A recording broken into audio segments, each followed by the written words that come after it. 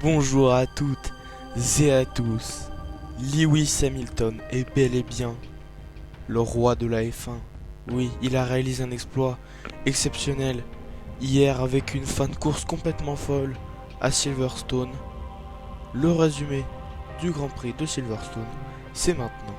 Intro. On commence immédiatement avec les énormes surprises qui sont arrivées durant ce week-end et notamment le retour de Nico Hülkenberg à la place de Sergio Pérez qui a été infecté par le coronavirus. Du coup, il a été mis en quarantaine pendant 7 jours. C'est pas sûr qu'il revienne la semaine prochaine car il doit être à nouveau testé et après ce test, s'il est négatif, il reprendra. S'il est positif, Nico Hülkenberg restera à sa place dans la Racing Point. Nico Hülkenberg a eu beaucoup de mal au début à s'adapter à la voiture parce que le siège n'était pas adapté, son appui-tête non plus n'était pas adapté, donc voilà, on a senti des grandes difficultés de sa part. Qualification, il fait 13ème, c'est plutôt pas mal pour un Racing Point qui fait un retour. Après c'est vrai que la Racing Point c'est la Mercedes de l'année dernière, mais voilà, après c'est... Normalement c'est une voiture qui est capable d'être compétitive et qui durant tout ce week-end ne l'a pas été, tout simplement. Et au moment de prendre le départ, ou en tout cas au moment du tour de mise en grille, le Nico Hülkenberg ne s'est pas élancé, il n'a pas pris le départ parce que il a eu des problèmes mécaniques sur sa voiture. Du coup il n'a pas pu prendre ce départ. Après 6 mois d'attente, il ne reprendra toujours pas. Pour vous expliquer un peu tout le processus qu'il y a eu autour de ça, Nico Hülkenberg a été appelé jeudi quand on lui a annoncé que Sergio Pérez était testé. Il a pris l'avion jeudi soir, vendredi matin il est arrivé, vendredi matin il a fait les essais libres, après-midi aussi, vendredi soir dans la nuit il est allé à l'usine à Enstone, juste à côté de Silverstone. Ils ont fait son siège, etc. Ils ont tout ajusté dans la voiture. Il a roulé à 2h du matin. Il est revenu à 8h du matin. Il était sur le simulateur. Et ensuite, vers 11h du matin, il était du coup en séance d'essai libre 3. Du coup, venons-en à la course. Désormais avec l'effet de course. Tout simplement, on est parti avec le premier abandon de cette course qui est intervenu au premier tour, à la fin du premier tour. Alex Albon qui tape la roue arrière de Kevin Magnussen, la Haas qui bondit et qui finit dans le mur avec 3 roues arrachées et tout l'aileron avant qui a été déchiqueté. L'intervention de la voiture de sécurité dès le premier tour. Albon qui passe au stand immédiatement parce que son pneu a été abîmé tout simplement. Il ressort dernier du coup. Ensuite les tours s'enchaînent avec un super départ de Charles Leclerc au début. Je tiens à le rappeler quand même, la Ferrari qui était 3ème qui est passée 4ème. Ensuite après un dépassement de Max Verstappen. Et on avait cette domination encore une fois des Mercedes, Bottas et Hamilton. Les tours s'enchaînent et puis aux alentours du 15e, 18e tour, Daniel Kvyat fait un tête à queue, fini dans la barrière, dans le rail, dans les virages de Backers. Donc voilà, c'est le crash est impressionnant. Dieu merci, il n'a rien. Il était très énervé, il était choqué. Quand il est sorti de la voiture, il était appuyé contre la rambarde, puis après il a dégagé la caméra en quelque sorte, il l'a poussé, le caméraman, donc voilà.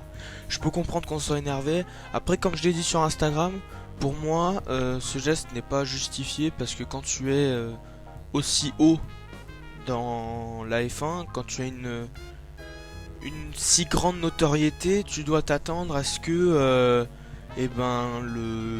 les caméras soient braquées sur toi, surtout après un crash comme ça.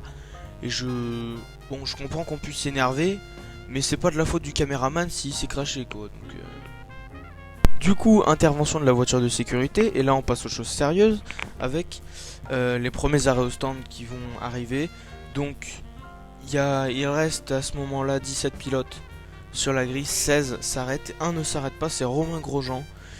Ils vont tous équiper des pneus hard, donc faut savoir que ce week-end on était en catégorie C3, du coup c'est la catégorie intermédiaire où justement on a toutes les gommes qui sont assez dures mais pas trop non plus quoi.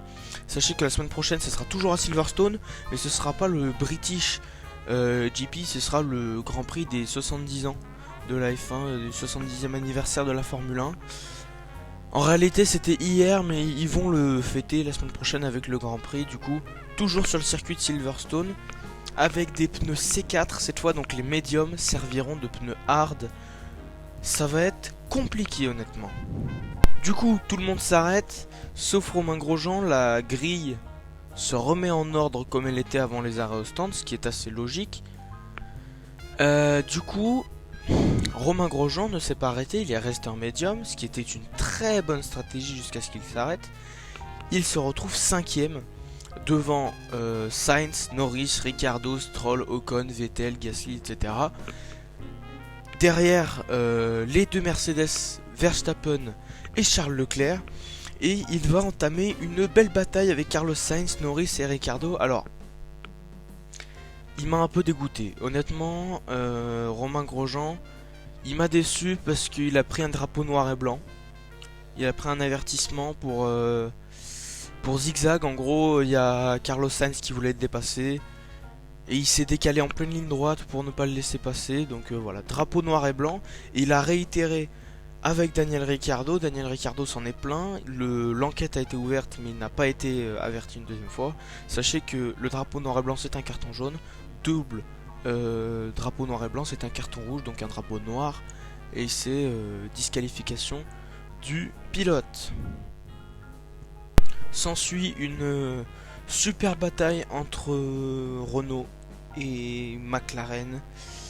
On a une bataille comme on rêvait de la voir cette saison, hein, parce que on disait que c'était les deux plus grosses équipes du midfield. Donc du coup on a une bataille d'abord entre Ricciardo, Sainz, Norris. À ce moment-là, Norris est 4ème, Norris pardon est 5ème, Ricciardo 6ème, Sainz 7ème. Il y a un enchaînement de dépassements, ils s'échangent les places, etc. C'était très beau à voir, franchement c'était... Et en fait c'est là que je me suis rendu compte qu'en fait les batailles cette année, sauf en cas de gros fait de course, on va voir à la fin ce qui s'est passé, mais les batailles en fait elles vont toutes se faire au milieu de terrain avec Renault, McLaren, Racing Point, Alpha Tauri, Ferrari en fait limite partie, donc voilà.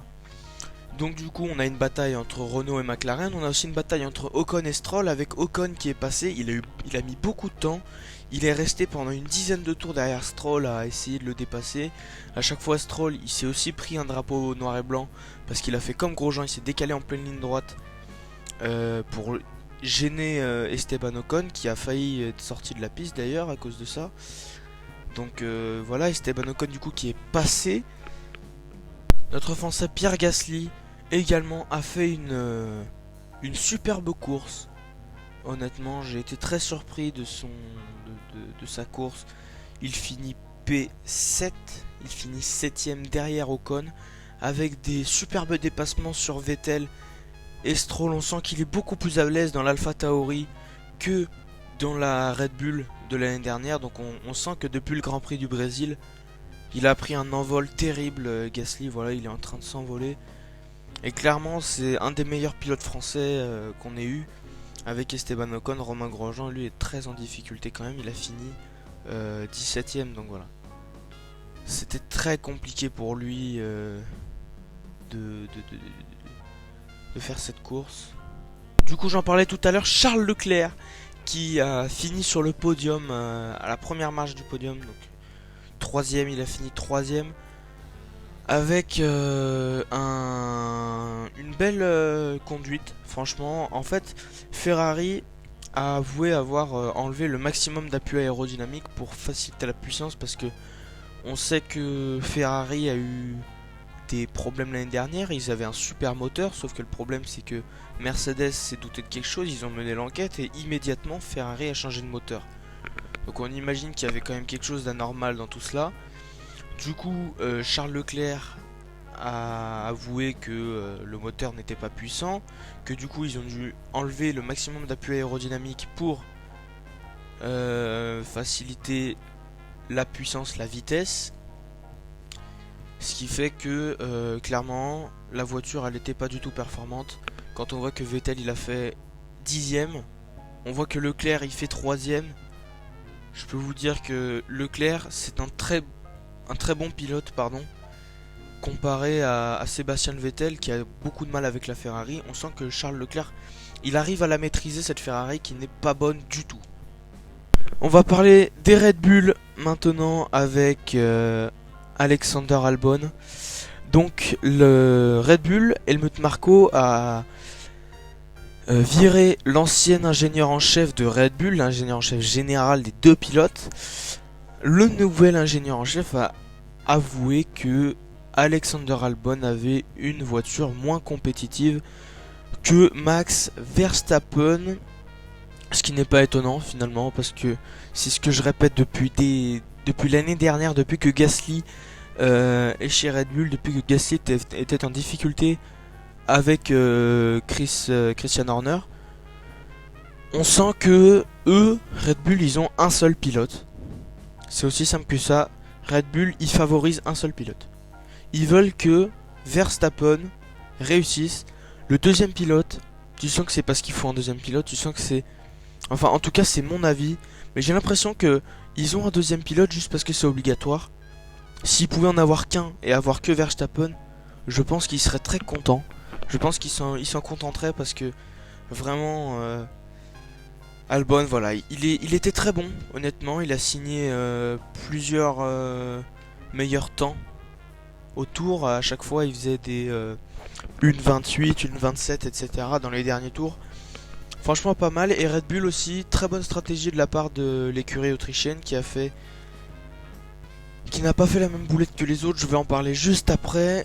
Du coup Max Verstappen s'arrête au 50e tour, à 2 tours de la fin. La suite, on va en parler tout de suite. Du coup Max Verstappen s'arrête, il enlève les pneus hard pour chausser les pneus médium. Et là c'est le tournant de la course, je pense. Valtteri Bottas au 51e, 50e tour, il crève. Le pneu avant gauche éclate. Et c'est là où je vais parler des pneus, c'est que les pneus ont beaucoup souffert cette saison. Honnêtement, j'ai jamais vu ça. Ce week-end, pardon, mes excuses. Les pneus ont beaucoup souffert ce week-end, surtout le pneu avant gauche. On avait précisé, hein, les experts et tout ça avaient précisé que le pneu avant gauche allait souffrir. Le pneu avant gauche de Valtteri Bottas éclate à 2 tours de la fin. Il s'arrête au stand, il chausse. Du coup, il est au ralenti pendant la moitié d'un tour. Il s'arrête au stand, il se fait dépasser par quasiment toute la grille, par Verstappen, Leclerc, Ricciardo, Sainz, Norris, Ocon, Stroll, Vettel, etc. Gasly, bref. Il se fait dépasser par absolument tout le monde. Et il terminera la course P11, ce qui offrira du coup le podium à Charles Leclerc, du coup, parce qu'il était 4ème, Verstappen était 3ème. Les deux, ils ont remonté. Et là, c'est l'hécatombe totale. On pensait avoir tout vu avec Valtteri Bottas, puis là, la fin de course se corse. Carlos Sainz qui crève, il était devant Ricciardo. Ricciardo il passe du coup. Ricciardo 4ème. Ricciardo il passe, Norris etc. Du coup ça fait monter 2 places. Ça fait monter les places d'encore tout le monde, tous ceux qui étaient dans le top 10. Il finit 13ème. Carlos Sainz. Et là on arrive au début du dernier tour. Au tout début du dernier tour. C'est-à-dire qu'il est dans le dernier virage, mais de l'avant-dernier tour. Lewis Hamilton, le pneu avant gauche qui éclate. Et là c'est la course qui s'affole. Vraiment, ça a été une des plus belles courses que j'ai jamais vues. Hamilton, il crève au début du tour, du dernier tour, et ça va être simple. Il a terminé un tour sur 3 pneus. Il a terminé un tour avec 3 pneus. Alors, 3 pneus, les 4 étaient restés sur la voiture. Alors, faut savoir qu'il y a une réglementation comme quoi, si jamais le pneu il se détache, il se déchappe, on dit, et ben il y a pénalité parce que c'est très dangereux. Un pneu c'est très lourd, ça peut endommager les voitures de derrière, etc. Ça peut les faire partir en tête à queue, machin. Du coup, si le pneu s'enlève, c'est mort. Du coup, il a dit, j'ai fait de mon mieux pour pas que le pneu s'enlève, etc. Au début du tour, il avait 25 secondes d'avance sur Max Verstappen. À la fin du tour, il n'avait que 5 secondes d'écart. On voyait, vous savez, en bas de l'écran, généralement en bas de votre écran, je sais pas, vous le voyez souvent, il y a une barre avec l'écart qui s'agrandit ou qui se resserre. Et bah là, vous voyez, c'est fou, c'est complètement fou. On voyait l'écart qui se refermait, mais on sentait la maîtrise. On sentait la maîtrise du mec, on sentait la maîtrise du pilote. On sentait que c'était Lewis Hamilton, le sextuple champion du monde, qui était aux commandes de ça. Et vraiment, c'est là où, moi je l'ai dit sur Instagram, on peut penser ce qu'on veut. On peut dire ce qu'on veut de Lewis Hamilton, on peut dire que le mec c'est un styliste, le mec il s'habille mal et tout, c'est un mannequin, etc. Il est toujours en train de se faire des coupes. On peut dire ce qu'on veut de Lewis Hamilton. C'est le meilleur pilote au monde. C'est un des meilleurs pilotes au monde, un des meilleurs pilotes de l'histoire qu'on ait jamais vu. Et peut-être qu'il deviendra le meilleur pilote de l'histoire. Il est parti pour égaler Michael Schumacher et il est parti pour exploser les records. Il a déjà explosé assez de records et je pense que il est parti pour tout péter tout simplement. Et je pense que c'est ce qui fait que les gars comme Verstappen, Leclerc, même Ocon, Gasly, etc. ils n'auront jamais autant de titres que lui parce qu'il a dit qu'il allait rester encore pendant 3 ans. Vous imaginez 3 ans? Il va rester pendant 3 ans au volant d'une voiture qui est extrêmement compétitive. Alors oui, il va y avoir la réglementation de 2022. Mais il faut se dire que la Mercedes, les ingénieurs de Mercedes, ils ont une capacité à avancer dans le temps, à prévoir les choses qui est exceptionnelle.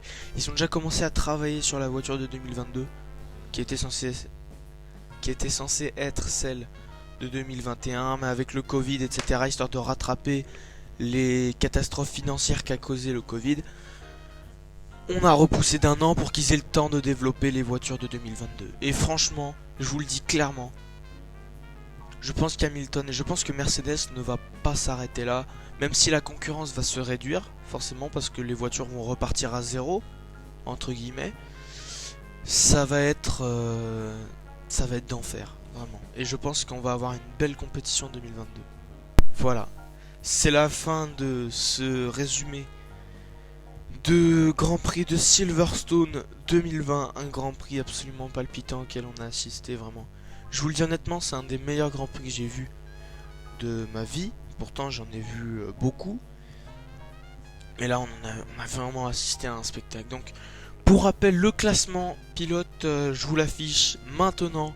Hamilton, Verstappen, Leclerc pour le podium, Ricciardo 4ème, Norris 5ème, Ocon 6ème, Gasly 7ème, Albon, Stroll, Vettel 8, 9, 10, Bottas hors des points à 11ème, Russell 12ème, Sainz 13ème, Giovinazzi 14ème, Latifi 15ème, notre autre français Romain Grosjean 16ème et Kimi Raikkonen est 17ème. Il a eu un incident dans les derniers tours, son aileron il s'est cassé.